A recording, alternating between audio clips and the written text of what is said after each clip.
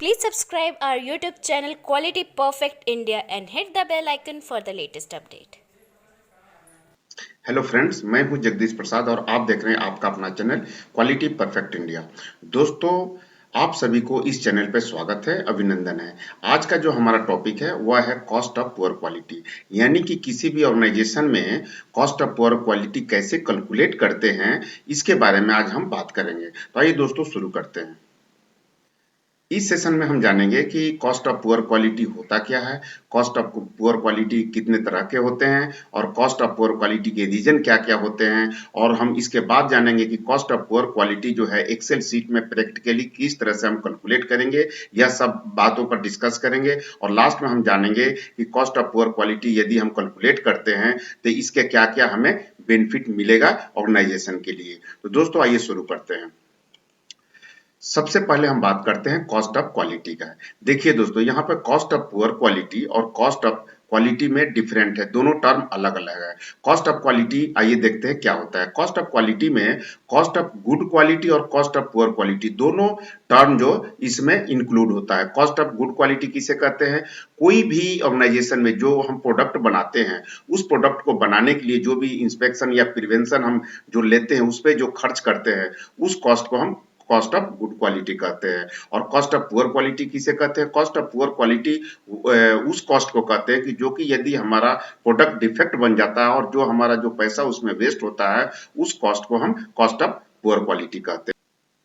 दोस्तों, यहाँ पे जोसेफ एम जुरान जो कि क्वालिटी के बहुत बड़े गुरु थे, उनका यह मानना था कि किसी भी ऑर्गेनाइजेशन में जो मैनेजर या मैनेजर से नीचे जो काम करते हैं, जैसे कि सुपरवाइजर हुए या इंजीनियर हुए या वर्कर हुए, वह रिजेक्शन को क्वांटिटी के रूप में बात करते हैं, जबकि सीनियर लीडर्स जो होते हैं, जैसे कि डायरेक्टर हो गए या एमडी हो गए या प्लांट हेड हो गए, वह जो रिजेक्शन को जो बात करते हैं, खर्च का जो बात करते हैं, वो पैसे के रूप में बात करते हैं। यानी कि रिजेक्शन को क्वांटिटी से उनको लेना देना नहीं है, उनका लेना देना यह है कि कितने पैसे का उनका लॉस हो गया। तो दोस्तों, कॉस्ट ऑफ पुअर क्वालिटी जो है इसी लैंग्वेज में बात करता है मनी के रूप में। तो आइए दोस्तों शुरू करते हैं कॉस्ट ऑफ पुअर क्वालिटी।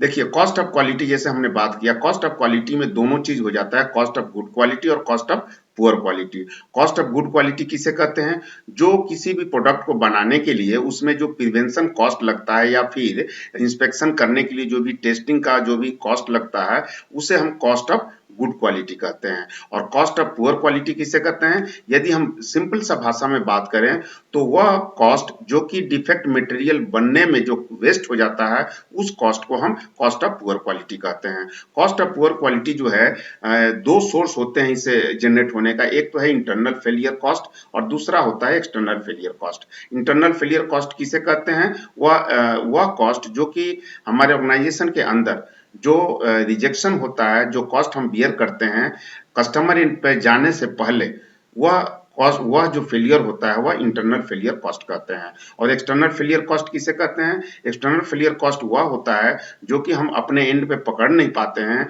और कस्टमर एंड पे जाकर के रिजेक्ट होता है, और जो भी वो कॉस्ट हम बियर करते हैं कस्टमर एंड पे जाने के बाद, उस कॉस्ट को हम एक्सटर्नल फेलियर कहते हैं। दोस्तों, यहाँ पे हम कॉस्ट ऑफ पुअर क्वालिटी की बात करेंगे कि कॉस्ट ऑफ पुअर क्वालिटी को कैसे हम कम कर सकते हैं। उसको कम करने के लिए हमारा जो यूज होगा कॉस्ट ऑफ गुड क्वालिटी, वह जिक्र आ जाएगा इस वीडियो में। तो आइए दोस्तों शुरू करते हैं कॉस्ट ऑफ पुअर क्वालिटी का। सबसे पहले हम बात करते हैं कॉस्ट ऑफ पुअर क्वालिटी। जैसा कि हमने बात किया कि यदि हम सिंपल भाषा में, ब्रॉड भाषा में अगर हम बात करें, तो जो भी हम प्रोडक्ट बनाते हैं, डिफेक्टिव प्रोडक्ट बन जाता है और जो स्क्रैप होता है या उस पे जो डिफेक्टिव पार्ट बनने के बाद उस पे जो हम जो भी खर्च करते हैं, उस कॉस्ट को हम कॉस्ट ऑफ पुअर क्वालिटी कहते हैं। और क्वालिटी मैनेजमेंट सिस्टम के अनुसार जो कॉस्ट ऑफ पुअर क्वालिटी जो है, वह इंटरनली और एक्सटर्नली दो फेलियर कॉस्ट को माना गया है। आइए इसको हम एक एक करके समझते हैं। आइए अब हम बात करते हैं internal failure cost. Internal failure cost किसे कहते हैं? वह कॉस्ट जो हमारे ऑर्गेनाइजेशन के अंदर जो डिफेक्ट पार्ट बन जाते हैं, उसमें जो हमारा पैसा वेस्ट होता है, उसे हम इंटरनल फेलियर कॉस्ट कहते हैं। यहाँ पे यह ध्यान देने की बात है कि हमारे कस्टमर एंड पे वह फेलियर जाने से पहले हम पकड़ लेते हैं और जो भी उसमें खर्च होता है उसको हम इंटरनल फेलियर कॉस्ट कहते हैं। यदि अगर हम बात करें कि इंटरनल फेलियर कॉस्ट का जो एग्जांपल है, तो देखिए इसमें क्या-क्या होता है। जो भी स्क्रैप होता है प्रोसेस रिजेक्शन के चलते या रॉ मटेरियल रिजेक्शन के चलते, या फिर हम रीवर्क करते हैं या रिपेयर करते हैं, री इंस्पेक्शन करना पड़ता है।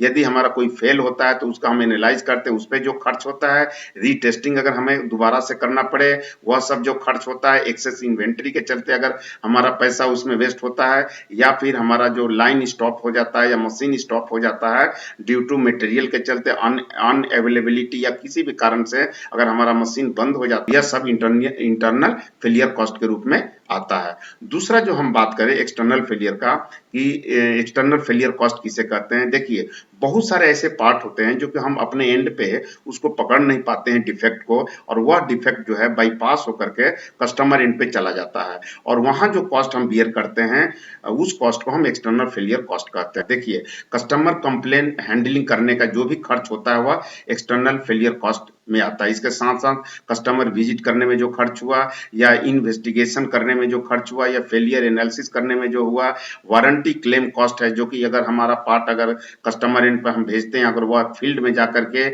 रिजेक्ट होता है और उसका जो हमें कॉस्ट हमें देना पड़ता है उसको हम वारंटी क्लेम कॉस्ट कहते हैं, वह इसी कॉस्ट में आता है। यदि हमारा जो प्रोडक्ट अगर है कस्टमर एंड पे अगर रिप्लेस करना पड़े रिजेक्ट के चलते, तो उसका कॉस्ट इसमें आता है। उसके बाद अगर कस्टमर हमारे एंड पे आकर के ऑडिट करता है प्रॉब्लम के चलते, तो वो जो भी कॉस्ट आता है वह इसी कॉस्ट में आता है।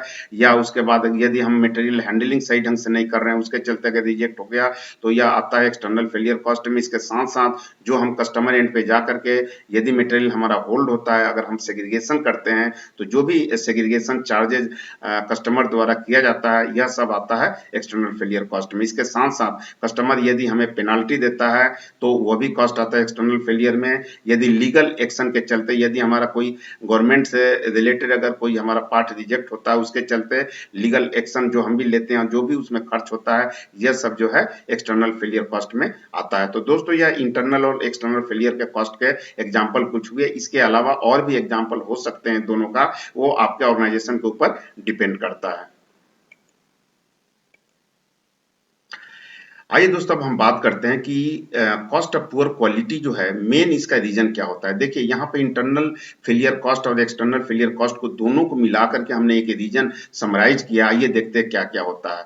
पहला इसका रीजन है कॉस्ट ऑफ पुअर क्वालिटी का, वह है प्रोडक्ट और process not as per requirement. यानी कि जो भी हमारा प्रोसेस का रिक्वायरमेंट है या प्रोडक्ट का रिक्वायरमेंट है, यदि वो सही ढंग से फुलफिल नहीं हो रहा है तो कॉस्ट ऑफ पुअर क्वालिटी का कारण बन सकता है।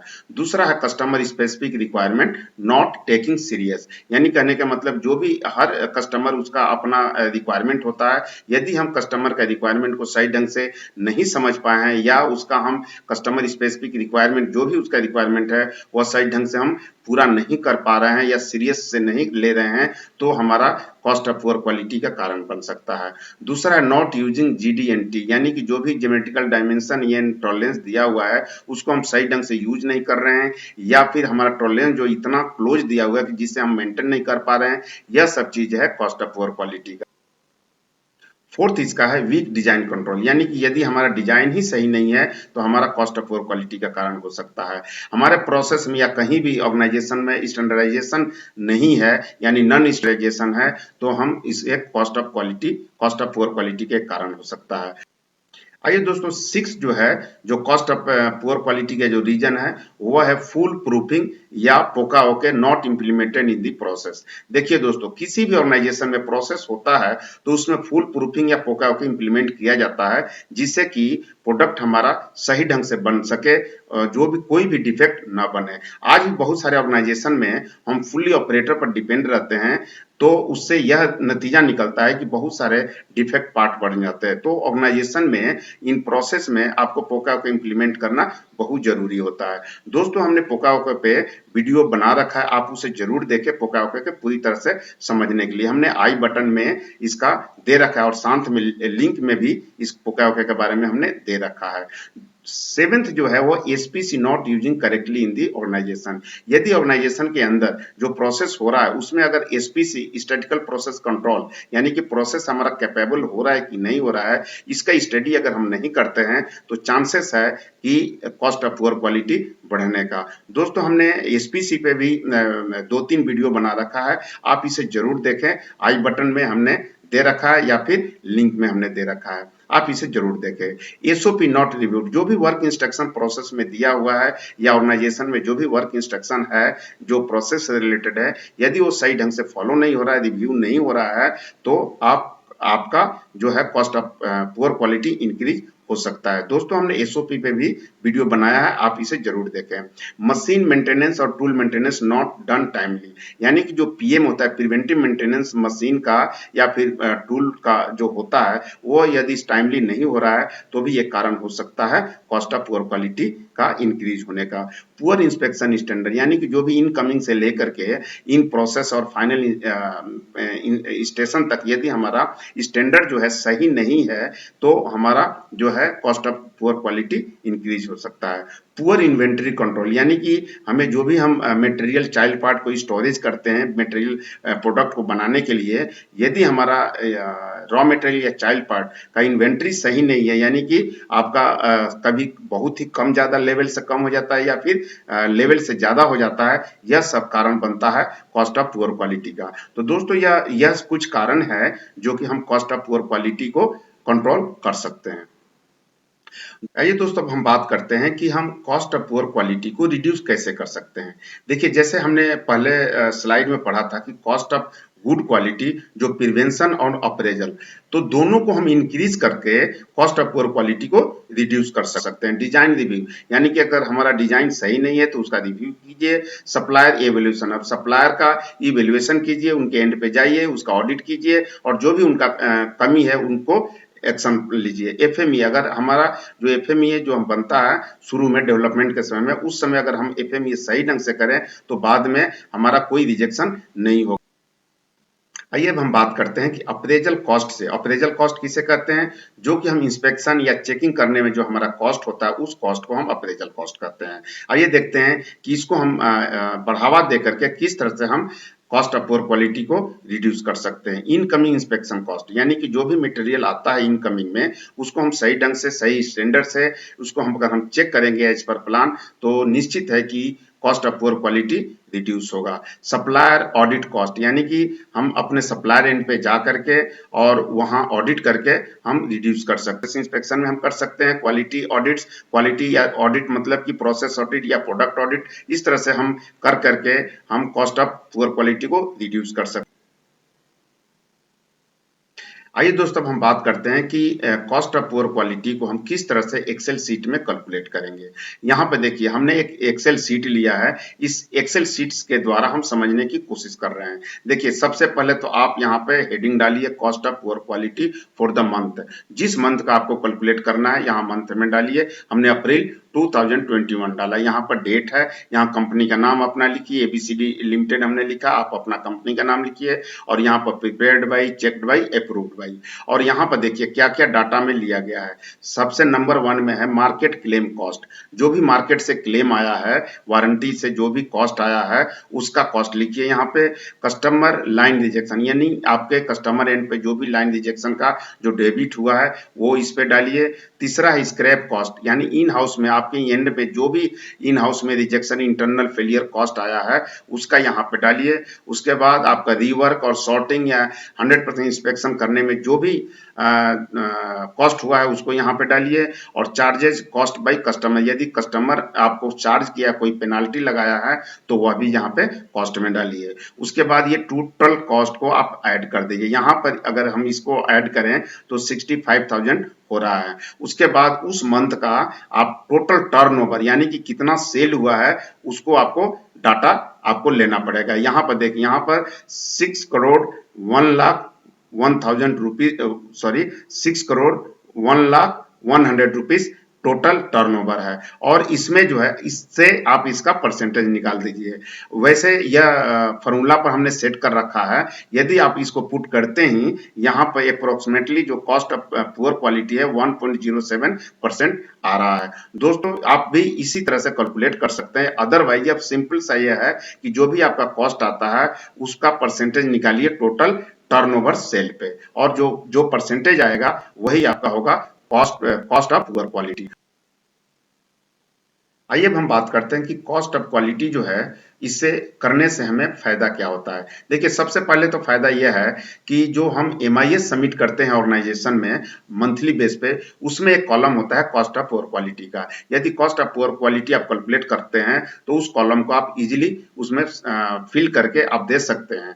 और इससे और क्या फायदा है आइए देखते हैं। सबसे पहले है कि ये कॉस्ट ऑफ क्वालिटी अगर हम बात करें तो वह मैनेजमेंट का लैंग्वेज को में बात करता है, यानी कि मनी के रूप में यह बात करता है। दूसरा जो है या जो भी सिस्टम में वेस्टेज हो रहा है वो आइडेंटिफाई करता है जिससे कि हम उस वेस्टेज को हम कम कर सके। तीसरा चीज है जो कि इससे हमें यह पता चल जाता है कि इंप्रूवमेंट प्रोजेक्ट कौन सा लेना है और ऑर्गेनाइजेशनल गोल जो भी डिसाइड होता है उसको हमें प्राप्त करने में यह हेल्प करता है। इसके साथ साथ जहां जहां प्रोसेस में इंप्रूवमेंट या प्रिवेंशन एक्टिविटीज लेना है इससे हमें हेल्प मिलता है cost of poor quality calculate करने से। तो दोस्तों ये एक छोटा सा वीडियो रहा जिसमें हमने कॉस्ट ऑफ पुअर क्वालिटी के बारे में डिस्कस किया और मैं इसमें यह समझाने की कोशिश किया कि कॉस्ट ऑफ पुअर क्वालिटी किसे कहते हैं या कितने तरह का होता है और कॉस्ट ऑफ पुअर क्वालिटी को किस तरह से रिड्यूस करेंगे और साथ ही हमने यह समझाने की कोशिश किया कि cost of poor quality Excel sheet में किस तरह से कैलकुलेट करेंगे। तो दोस्तों आशा करता हूं कि यह वीडियो आपको पसंद आया होगा। यदि आपको पसंद आता है तो आप इसे लाइक करें और नए हैं तो सब्सक्राइब करके बेल आइकन जरूर दबाएं जिससे कि हमारे नए आने वाले वीडियो आपको सबसे पहले जानकारी मिल सके। और यदि हमारा यह वीडियो आपको पसंद आता है तो आप अपने दोस्तों के साथ भी इसे शेयर करें जिससे कि उन्हें भी कुछ सीखने का मौका मिले। तो दोस्तों नेक्स्ट वीडियो तक आप सभी से इजाजत चाहता हूं। Thank you very much.